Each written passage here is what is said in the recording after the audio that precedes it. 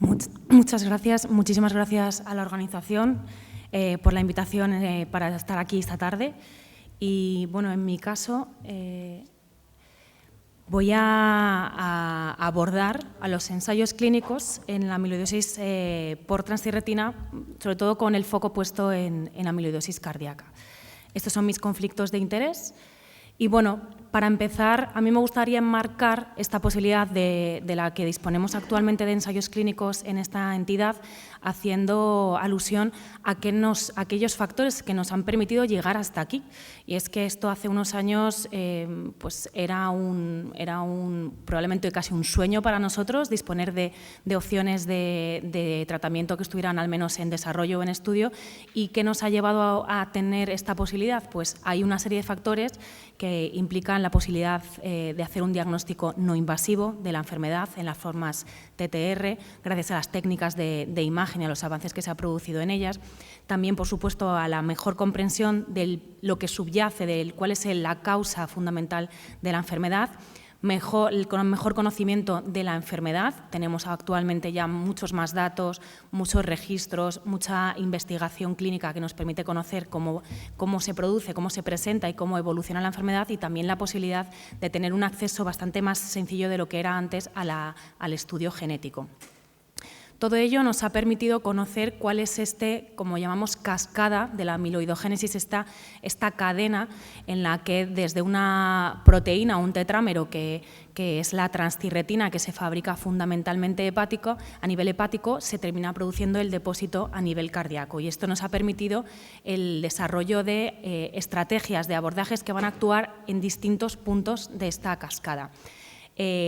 En ocasiones lo que se estudia es cómo suprimir la síntesis de la proteína, y esto viene un poco a suplir lo que hacía previamente el trasplante hepático en aquellos con formas hereditarias. Otra forma de abordar la enfermedad es la estabilización, es decir, utilizar fármacos que eviten que este tetrámero, esa proteína con 4 unidades exactamente iguales, pase a disgregarse en dímeros y posteriormente en monómeros. Y por último, lo que está actualmente en estudio, la eliminación de los depósitos. Bueno, esto es un poco las distintas opciones de tratamiento y los ensayos que se han llevado o se están llevando a cabo en la enfermedad, y es verdad que es casi una diapositiva que tenemos que ir modificando casi cada 6 meses, porque esto va avanzando actualmente a un ritmo muy rápido. Lo que primero se estudió en la enfermedad fue la estabilización de la proteína, y en ese sentido, bueno, pues actualmente ya disponemos de estabilizador para la enfermedad, que es Tafamidis, que es un fármaco cuyos resultados después del ensayo fase 3 se publicaron en 2018, pero no llegó la aprobación por parte de la Agencia Europea del Medicamento hasta 2020. Y ha sido en este último año, en 2023, cuando ya por fin en España se ha conseguido la autorización y la comercialización del fármaco para los pacientes con cardiopatía por transtirretina, en la dosis de 61 miligramos. Pero, bueno, desde ese 2018, esto es un poco la cronología de ensayos clínicos que se han producido o se están produciendo en esta entidad. Y esto, pues como ya remarcaba desde el principio, antes era algo casi impensable, tanta investigación en esta enfermedad que previamente se consideraba infradiagnosticada. Bueno, después de Tafamidis ha venido un segundo estabilizador, Acoramidis, AG10, que, bueno, con un mecanismo un poquito diferente, también estabiliza la proteína y cuyos resultados del estudio del ensayo fase 3 se comunicaron el año pasado, en agosto, en el Congreso Europeo de Cardiología. Han sido publicados este mismo año, 2024, los resultados en New England, y bueno, esto pues sé que para los pacientes es algo que tarda mucho en ocurrir, pero bueno, desde estos resultados del ensayo fase 3 se abre todo un proceso de pedir solicitudes de autorización por parte de las agencias de medicación, tanto europeo como americano, y termina al final llegando a la autorización y posterior comercialización del fármaco en los distintos países. Es un proceso largo, pero en principio ya está en marcha para Acoramidis y esperamos que llegue pronto para ser utilizado en la práctica clínica diaria. Más allá de la estabilización, Otro de los abordajes que se ha estudiado y que se sigue estudiando es esto, la supresión de la síntesis, al igual que lo hacía de forma quirúrgica el trasplante hepático en las formas hereditarias. Y en ese sentido, pues ya conocemos la posibilidad de utilizar silenciadores genéticos. La primera generación es patisiran e inotersen, son dos fármacos que ya están aprobados para aquellos pacientes con las formas hereditarias que presentan neuropatía en grado 1 o en grado 2. Sin embargo, pues la investigación y el desarrollo ha permitido la generación de una segunda generación de silenciadores genéticos que son administrados ambos de forma subcutánea, vutrisiran e iplotersen, y que bueno, pues tienen un mejor perfil en el sentido de que tienen mayor estabilidad, menos efectos sistémicos y esta posibilidad sobre todo de la administración subcutánea y mucho más espaciada, evitando, por ejemplo, la necesidad de premedicación y los corticoides, que a nosotros desde el punto de vista cardíaco pues no nos interesan mucho. Entonces, actualmente lo que disponemos es de los datos del estudio Apolo 3, que es el estudio que se realizó con patisiran en pacientes con cardiopatía, después de que patisiran fuera aprobado para la parte neurológica. En este estudio se incluyeron tanto pacientes con formas hereditarias como con formas no hereditarias, formas wild type. Es un estudio fase 3, tal y como nos ha explicado el doctor Lecumberri, que fue randomizado, se randomizaron los pacientes a recibir patisiran o a placebo y se les siguió durante 12 meses. Se incluyeron un número significativo de pacientes, 360 pacientes, y los resultados del estudio fueron positivos. El objetivo primario del estudio fue demostrar si la utilización de patisiran en pacientes con cardiopatía conseguía demostrar diferencias en la capacidad que tenían los pacientes de caminar en el test de 6 minutos, que es un test que evaluamos mucho en los ensayos clínicos y también en la práctica clínica para ver un poco la capacidad funcional, es decir, cuánto es capaz de hacer el paciente. Es una medida objetiva que nos permite quitar la subjetividad a los síntomas, a las limitaciones que nos cuentan los pacientes en las visitas, en las consultas, y por otra parte también la calidad de vida, que también para hacerlo objetivo pues se utiliza un cuestionario de calidad de vida que está muy estandarizado y que se utiliza para todos los ensayos clínicos. Con el empleo de patisiran se vio como los resultados en estos dos objetivos, tanto en test de 6 minutos como en calidad de vida, fueron favorables con patisiran, porque el declive respecto a los pacientes que no recibían medicación, respecto al grupo placebo, era menor en los que recibían el fármaco. Sin embargo, en otros objetivos secundarios del estudio no hubo diferencias significativas y estos objetivos secundarios eran la mortalidad por todas las causas, las visitas a urgencias o la mortalidad. Esto ha hecho que, bueno, pues con estos resultados, con esas diferencias que, aunque significativas en cuanto a la diferencia en el test de 6 minutos y en la calidad de vida, sean positivas, no haya sido, por ejemplo, para la Agencia Americana del Medicamento suficiente como para considerar la aprobación del fármaco en la afectación cardíaca por transtirretina. Porque aunque sí que hay diferencias, bueno, pues 15 metros frente al grupo placebo no les pareció que tuviera una suficiente solidez desde el punto de vista clínico como para aprobar la medicación en la cardiopatía por transtirretina. Es verdad que probablemente el estudio se ha quedado un poco corto, porque ha sido un estudio solo a 12 meses y lo que sí que se está viendo es que los pacientes que siguieron después de los 12 meses en esa fase de extensión, que muchas veces en los estudios más allá del diseño inicial, del tiempo inicial establecido, sí se está viendo un beneficio clínico. Por lo tanto, aunque bueno, actualmente vemos que el desarrollo de los ensayos está permitiendo conseguir resultados favorables y positivos y aprobación de algunos de los fármacos, pues también hay que saber que a veces el diseño de estos ensayos, que no es nada fácil, por otra parte, pues no ayuda a demostrar esas diferencias que las agencias reguladoras exigen como garantía de aprobación y posterior comercialización de los fármacos.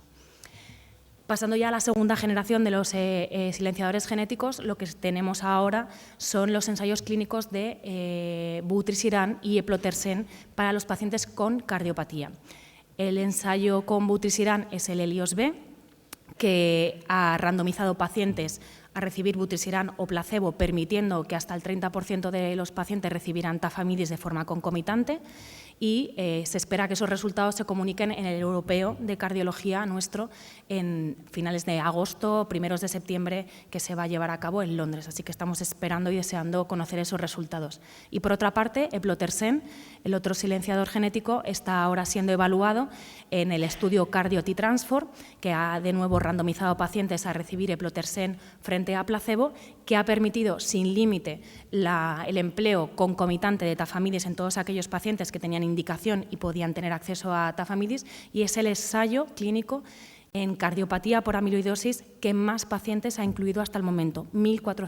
de 1.400 pacientes se han incluido en este ensayo y esperamos los resultados para casi mediados de 2025. Estas son un poco esa cronología de los ensayos clínicos y esas dos fechas que esperamos en agosto del 24 y en mediados del 25 para conocer resultados de silenciadores genéticos de segunda generación en amiloidosis cardíaca por transtirretina. Pero más allá de eso, aparte de los silenciadores genéticos, hemos visto cómo en los últimos años lo que se ha desarrollado y que va a llegar ya a fases más avanzadas del desarrollo de fármacos es la edición génica. Y esto, bueno, para hacerlo sencillo, pues básicamente es una medicación que en principio sería una dosis única, administrada de forma intravenosa, que generaría unos cambios a nivel genético en el gen de la transtirretina que evitarían la producción de la proteína para siempre, es decir, una forma permanente, a diferencia de los silenciadores genéticos que requieren de esas administraciones periódicas para mantener la supresión de la proteína. Se ha completado ya el ensayo fase 1 de esta edición génica en pacientes con amiloidosis por transtirretina, y lo que se ha visto es que es en principio un abordaje seguro para los pacientes, y que en cuanto a la capacidad que tiene una administración única de esta medicación es la de suprimir la producción de la proteína en torno al 90 y pico % y de forma mantenida más allá de los 6 meses. Pero bueno, todavía estamos en esa fase 1 que, como ya nos ha explicado muy bien el doctor Lecumberri, pues es la fase inicial de desarrollo de fármacos en los que se evalúa sobre todo dosis y seguridad para los pacientes. Pero está en marcha ya pues fases posteriores, fase 3 que llegará próximamente. Más allá de esa supresión de la proteína, lo que está ahora ebulliendo es esta última forma de abordar la enfermedad, que es la eliminación de los depósitos, y para eso, bueno, pues estamos adentrándonos en la inmunocardiología con el uso de los anticuerpos monoclonales. Actualmente, como ya ha comentado el doctor García-Pavía, pues hay 2 en estudio que van dirigidos contra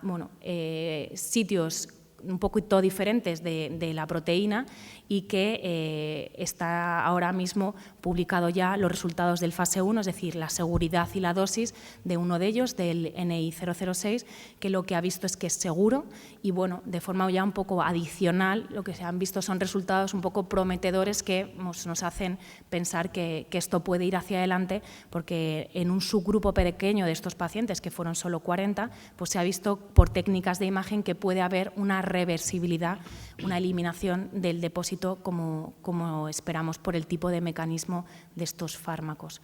Actualmente, pues como ha comentado ya el doctor García-Pavía, está previsto que del fase 1 del NI006 que se publicó en New England se pase a una fase 2-3 que está previsto pues para este año, y el otro anticuerpo acaba de terminar el reclutamiento de la fase 2 y veremos los resultados. Un poco de forma muy somera, como muy bien ha explicado el doctor Lecumberri, qué factores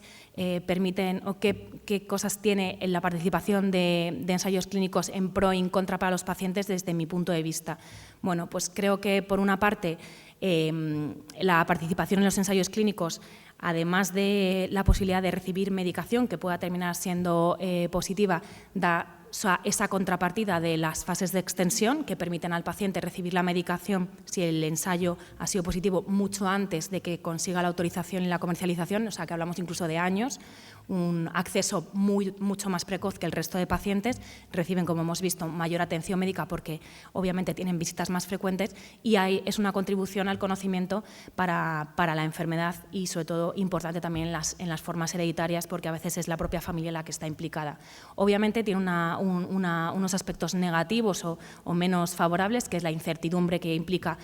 someterse a un ensayo clínico, a los riesgos que pueden estar inherentes, las visitas frecuentes, que dependiendo un poco de dónde se resida, pues son más o menos costosas, y el largo plazo, porque son ensayos, como hemos visto, que a veces requieren de 2 o 3 años de compromiso para realmente ver el resultado final y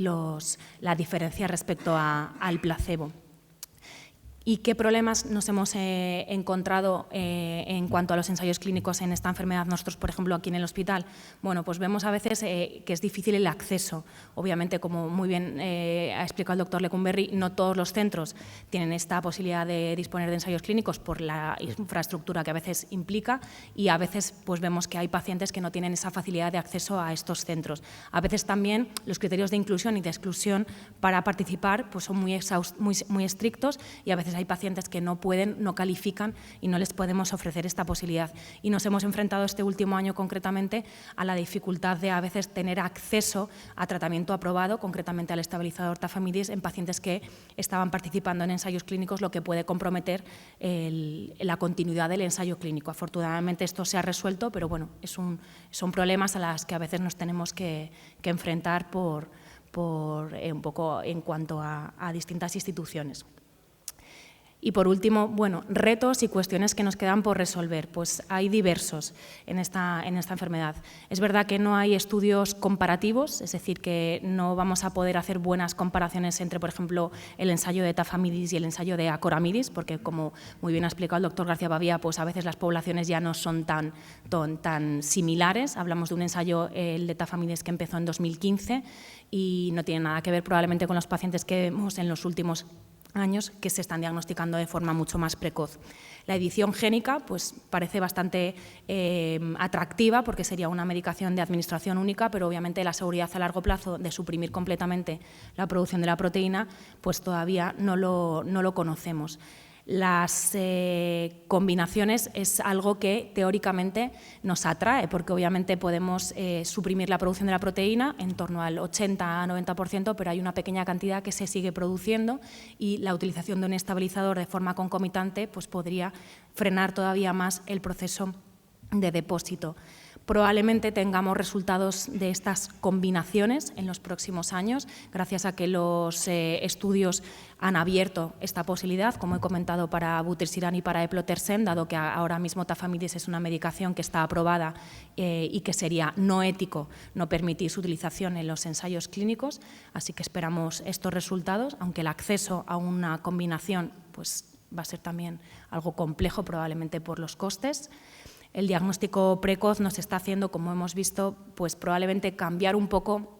la concepción de los ensayos clínicos. No es lo mismo un ensayo diseñado en 2015 a un ensayo diseñado en 2022, 2023 para esta enfermedad, por esto del mayor conocimiento y poder diagnosticar a los pacientes antes, y esto va a suponer unos retos. Los ensayos que vengan a partir de ahora probablemente necesitarán mayor número de pacientes, que siempre es difícil reclutar, y mayor seguimiento para poder asegurar que se van a ver diferencias. Y por último, pues probablemente nos queda un poco por ver si realmente estamos poniendo el foco donde debemos, porque nosotros en cardiología nos hemos dedicado en todo este tiempo a incluir pacientes en esta enfermedad que tienen ya insuficiencia cardíaca, o bien han ingresado o bien llevan tratamiento para insuficiencia cardíaca. Sin embargo,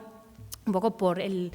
mecanismo de la enfermedad, probablemente los fármacos serán mucho más eficaces en aquellos pacientes antes de que se desarrolle, antes de que se presente la insuficiencia cardíaca, que es como la consecuencia de ese depósito. Si podemos actuar antes, pues probablemente esto hará que los resultados sean mucho mejores. Y en ese sentido es verdad que hay muy poco, pero si nos vamos a un pasito antes del desarrollo de la insuficiencia cardíaca, o incluso en algún momento se valora el estudio de los ensayos clínicos en portadores genéticos de formas hereditarias, pues probablemente podamos ver cuáles son los resultados del empleo de esos fármacos. Nosotros, ya por terminar, nosotros hicimos hace un par de años un estudio internacional colaborando con varios centros de referencia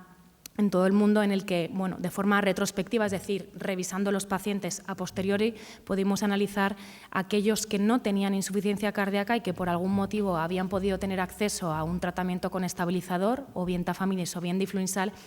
qué evolución habían tenido. Y vimos cómo el acceso a esa medicación de forma precoz, antes de desarrollar insuficiencia cardíaca, había mejorado su supervivencia y había retrasado el desarrollo de insuficiencia cardíaca. Entonces, bueno, creemos que estos resultados pues,